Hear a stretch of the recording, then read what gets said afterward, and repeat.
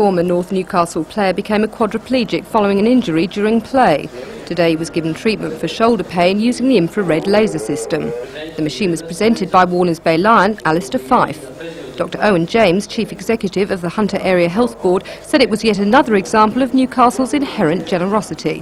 The compact machine will be used to treat arthritis, scar tissue, swelling, and can be used as an effective acupuncture device.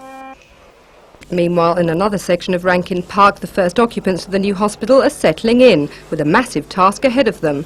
The 15-strong commissioning team will be busy over the next couple of years organising the needs of the Hunter's newest and largest hospital. The first part of a $6 million computer is still in boxes, but will definitely be well used before the hospital opens its doors to 1,300 staff and 400 patients in late 1991. The bulk of building is now completed, leaving the major task of fitting out. Already the hospital is showing its true colours, those of the Australian bush, with special touches promised like Australian native flora designs woven into the bed linen.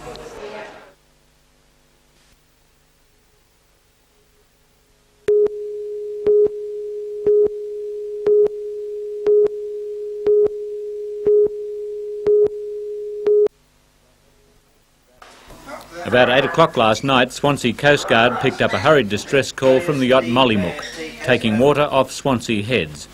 But by the time rescue craft and the Westpac chopper reached the area, the yacht's owner, 62-year-old Alf Luders, had swum to shore. Fortunately, Alf had been wearing his life jacket when, in the darkness, his ferro-concrete yacht crashed into a submerged reef. And then you hold the boat and you get water in the boat, motor comes out, and what happens? That's it, finished. Over the side, swim ashore. Alf said as he waded ashore in the pitch dark, he realised he'd reached Swansea Headland because he could smell the sewage. This morning it was clear what had gone wrong. Alf had failed to see the light on Moon Island and had gone to the left rather than the right of the reef. Members of the Swansea Coast Guard made an underwater inspection of the sunken vessel and reported it had broken up and was beyond salvage. Alf Luders says his yacht was valued at about $55,000 and had been insured.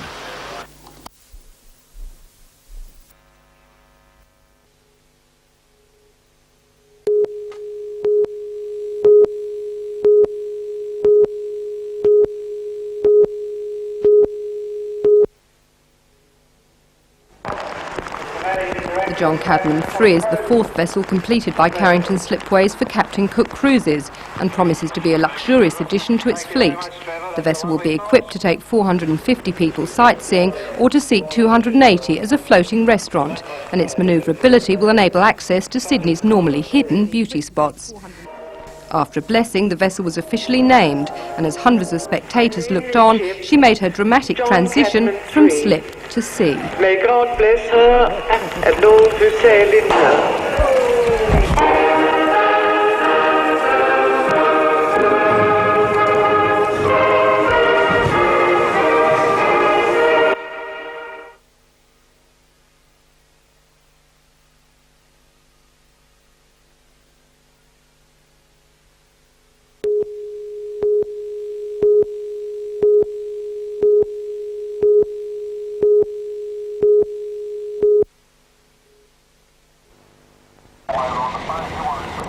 The P-plate driver had been heading towards Newcastle just before midday when police say his 1977 Datsun sedan spun out of control. The vehicle crossed the median strip of the bridge and collided with a Toyota tabletop ute travelling in the opposite direction. The Datsun immediately burst into flames. Police say the unhurt Toyota driver rushed to the Datsun with a fire extinguisher and was joined by a highway patrol team with more firefighting equipment, but they couldn't douse the fire. By the time the fire brigade arrived, the car was destroyed. The accident held up traffic from both directions. Meanwhile, near Newcastle, the industrial highway was flooded with 30 centimetres of water, creating more problems for drivers.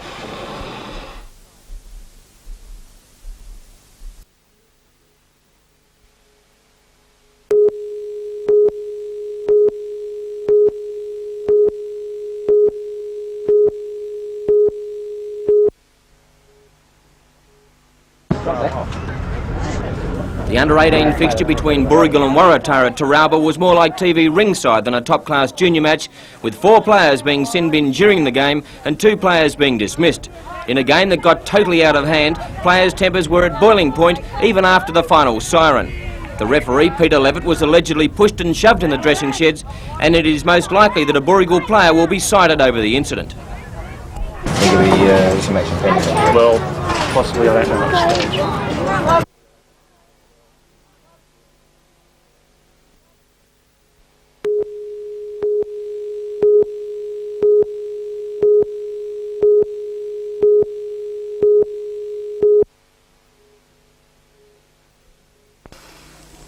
Emergency vehicles raced to the scene following the accident. A Datsun sedan had been heading towards Newcastle just before midday when it spun out of control. The vehicle crossed the median strip of the bridge and collided with a utility travelling in the opposite direction. Earlier in the week, another man died when his car collided with a semi-trailer near the same spot. And earlier today, 3 cars crashed on the bridge, but no one was hurt.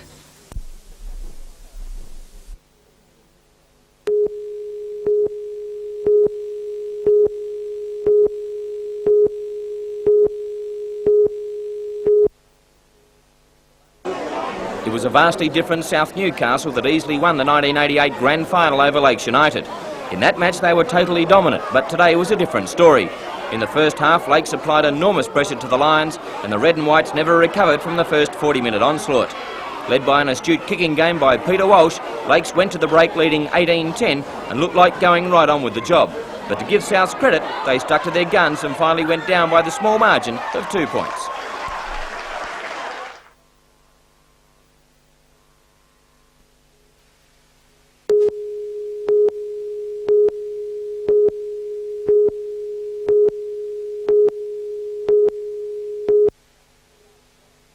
Good afternoon, I'm Darren Curtis. The Hunter's recent spate of wet weather has slowed work on the floating dock, causing considerable delays in repairing the Navy frigate Darwin that limped into port yesterday. For all the news, join us tonight at 6.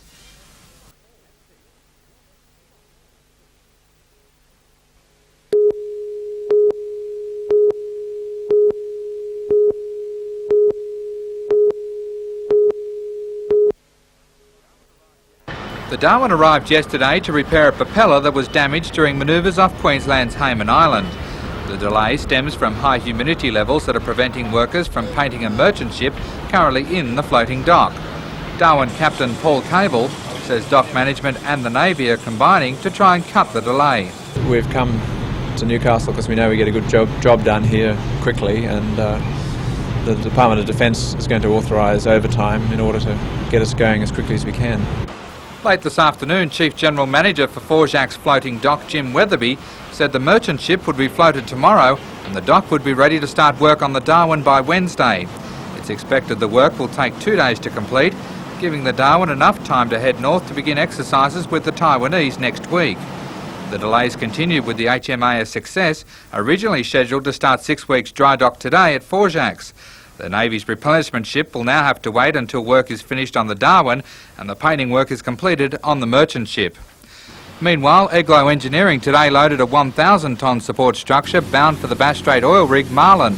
The 100-metre long support was built at the Eglo construction site at Kooragang Island and represents the final stage of a contract worth $15 million. Darren Curtis, NBN News.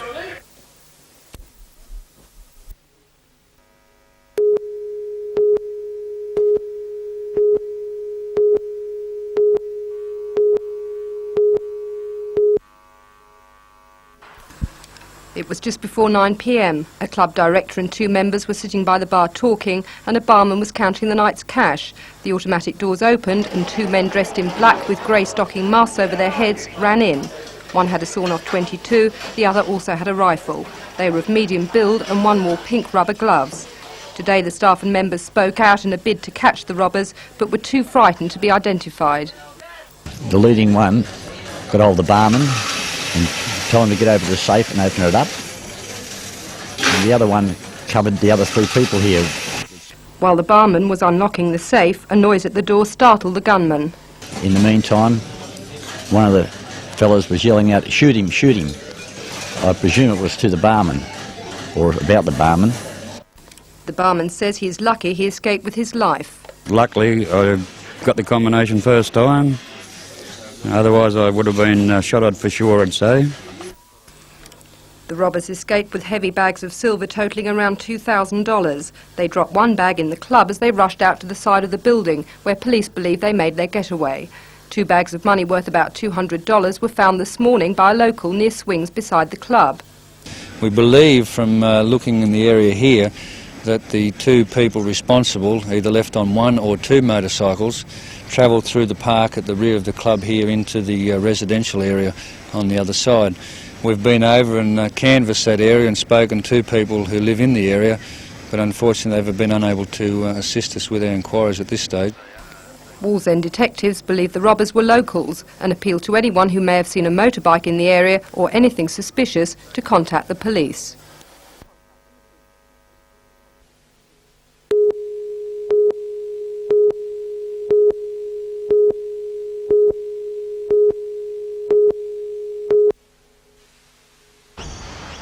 This is the first year the scholarships have been awarded, and it just so happened that its introduction coincided with the implementation of the Higher Education Contribution Scheme. The amount of the scholarship, $2,000 a year, is enough to cover the annual $1,800 fee. These students who were today awarded the scholarships scored in the top 2% of the state last year, their marks ranging from 437 to 478. Although the university sees it as a way of encouraging high-quality students to enrol at the university, the students themselves see it as a helping hand in easing the increasing financial burden of furthering their education. It's a way of the university encouraging academic achievement, and it also gives us as scholarship holders an incentive to give something back to our university. Certainly it's going to help out financially later on.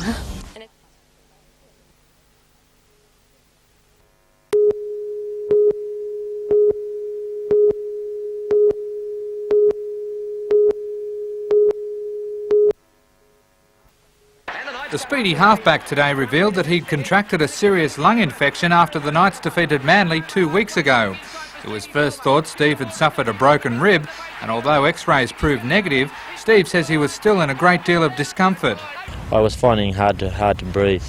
The doctor said it would be a good idea that I missed last week to get rid of it, and I did, and I feel a lot better now, and I'm just hoping that it'll go away by the end of this weekend.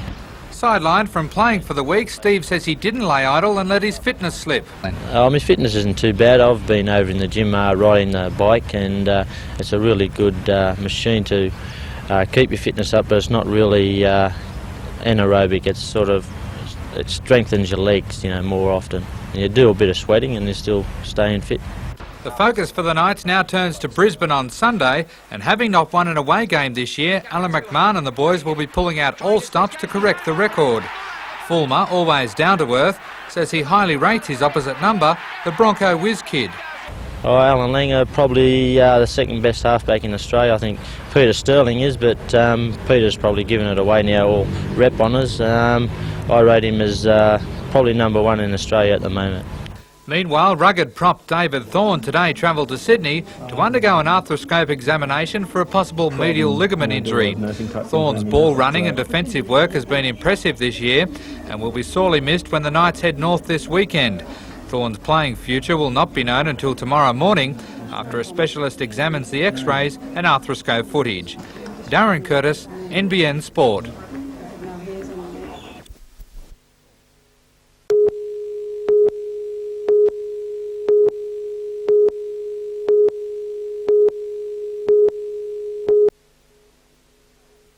This is the face of the Newcastle City Rail. John Zantiotis is the General Manager. He's also the man City Rail wants the people to turn to when they have a problem. They will have a figurehead in Newcastle that will be making the decisions and meeting the needs of the commuters, whereas they've had to go through many lines of communications trying to get to the source of their problems. They will have me, and that's one of the reasons that we've put up the poster on stations that allows them to make a call. In short, City Rail is half of the whole state rail makeup. When the present government came to power, it divided the body into 2 groups, freight and country passenger and City Rail. The latter was then split into 7 business units, Newcastle one of them. In his division, Mr Zantiotis is responsible for 54 stations and more than 700 employees, with a budget of $35 million. And already there are plans to put that budget to good use by cleaning tracks and stations throughout the area, expanding staffing levels at undermanned spots, and by applying the pressure to existing staff. My staff will have to become more helpful to the staff, to the commuters, and also in places where we need to increase some staff at stations where they're currently unattended. Of the 7 City Rail divisions, Newcastle is probably the most quiet in passenger terms, but John Zantiotis plans to change all that by increasing patronage and in the process exposing Newcastle's potential for Sydney commuters.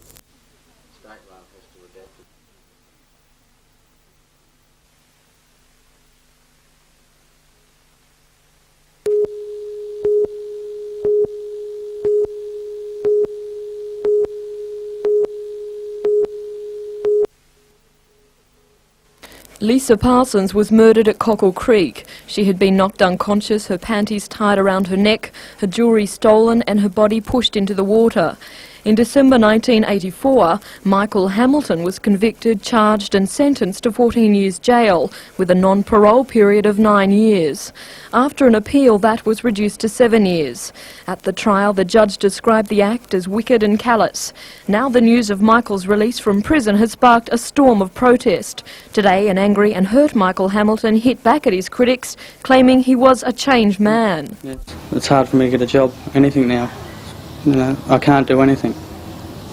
I can't make my own life, which I wanted to do. Has it affected your personal life, these sort of stories? Yeah. I lost my girlfriend out of it. Since news of Michael's early release hit the headlines, he says the repercussions have been enormous. Well, it hurts a lot. And I'm very nervous, you know. Like, I'm even scared to answer the phone, because it's what the paper's saying that. Michael denies claims by police that they did not know of his release. He says he went to local police on returning to Toronto. He also claims police have visited him many times as part of their continuing investigations into the murder of Lisa Parsons. Michael describes his days in jail as horrible, saying it seems society wants to convict him all over again. What does it mean for your family, your whole family? Well, it just brings back all the memories from what they went through before, with my trial and everything. It's just all... Well, it looks like it's going to start up again, and hopefully I just think it doesn't. I just don't want it to.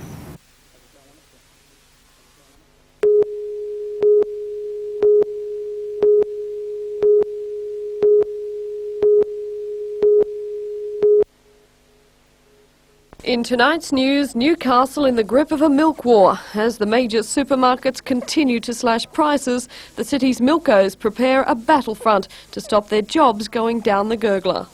For all the news, join us tonight at 6.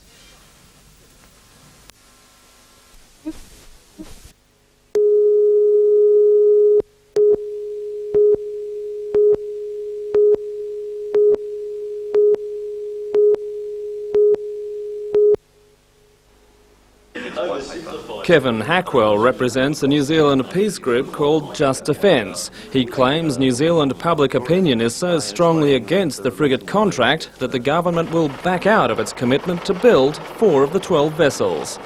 It's been suggested if we don't go and buy the 4, that Australia may build the extra 4 anyway, so the project may stay 12 ships regardless of whether we're involved. Now, of course, New Zealanders are saying, "Hoy, what's going on here?" We've been told we need the frigates for our defence by Australia. Now, if we don't go in and Australia buys them anyway, it seems to suggest that Australia needs the frigates for Australia, and that seems to be what is coming across, is that Australia is pushing us so that we'll buy for Australia 4 frigates. Kevin's audience at the Newcastle Trades Hall wasn't a big one, but then he's not out to convert Australians. They can keep their frigates just so long as they don't expect New Zealanders to come to the party. And just to reinforce his message, Kevin also shared his views on New Zealand's best defence strategy with AWS Consortium representative Commander Peter Shevlin. The commander says he's not aware of any move by New Zealand's government to back out of the Anzac ship proposal. And that's a matter for the New Zealand Cabinet. The New Zealand Chief of Defence Force was here with us 10 days ago, and he said that all three services were agreed that the New Zealand's top requirement was to have these 4 frigates. One can only go by the senior New Zealand Defence opinion. Kevin Hackwell says he will also speak to the rival Melbourne Frigate Consortium before returning to the land of the long white cloud to wait for the inevitable.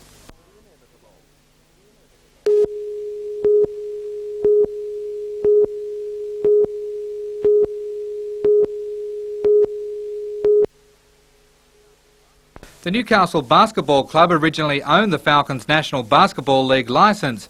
However, coach Ken Cole and his players are subcontracted to Sydney company Miley.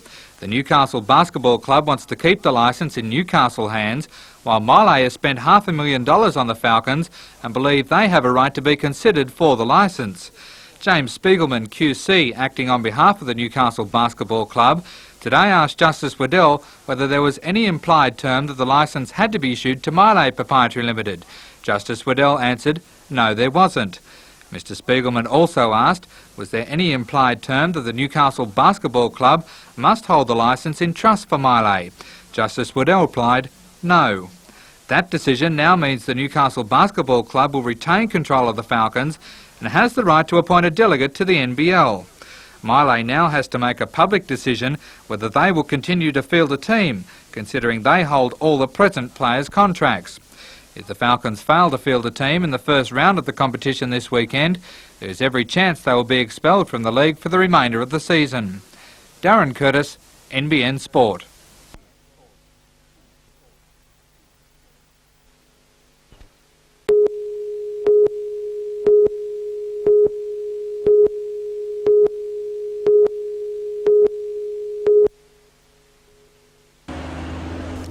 It is expected that 80 part-time students will begin studies in 3 demountable buildings off Brush Road to be shared with the WEA.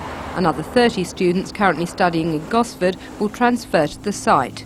Enrolments begin in the first week of May and close on June the 1st. Dr Eastcott anticipates a big demand for the Open Foundation course, Bachelor of Business, Master of Business Administration, Bachelor of Educational Studies and Master degree, plus the Association Diploma of Police Studies.